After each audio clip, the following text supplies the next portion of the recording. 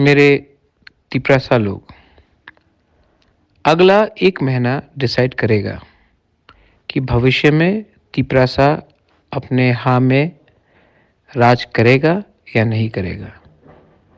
अगला 1 महीना ही हम सबको बताएगा कि भविष्य में, फ्यूचर में हम अपना बच्चे को क्या बोलेंगे, क्या अधिकार देंगे। ये जो 1 महीना हमारे थानसा को तोड़ने के लिए सब लोग आएंगे, सब लोग। क्योंकि तिपरासा अगर का थानसा हो गया ना, तो हम लोग वापस अपने हाँ में राज करेंगे, शासन करेंगे। लेकिन अगर हमारा थानसा टूट गया इस बार, तो बुबागरा भी आपको बचा नहीं सकेगा, बुबागरा भी आपको हेल्प नहीं कर सकेगा।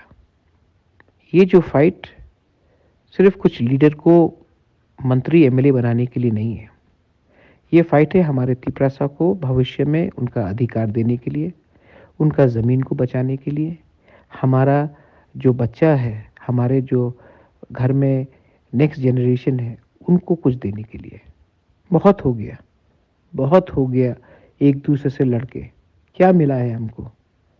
एक दूसरे से लड़के, एक दूसरे का बुराई करके क्या मिला हमको? कुछ नहीं।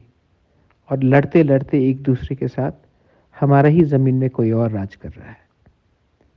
अब मैं आप सबको अपील करता हूँ, घर घर जाकर एक मैसेज दीजिए कि ये फाइट मौथा का नहीं है, ये फाइट सिर्फ पॉलिटिक्स का नहीं है, ये फाइट हम सबका है।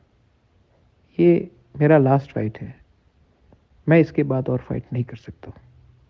मैंने सब कुछ दे दिया, सब कुछ मैंने दाव में लगा दिया, अपने लिए नहीं, आप सबके लिए। मरने से पहले मैं आपको कुछ दे के जाना चाहता हूँ।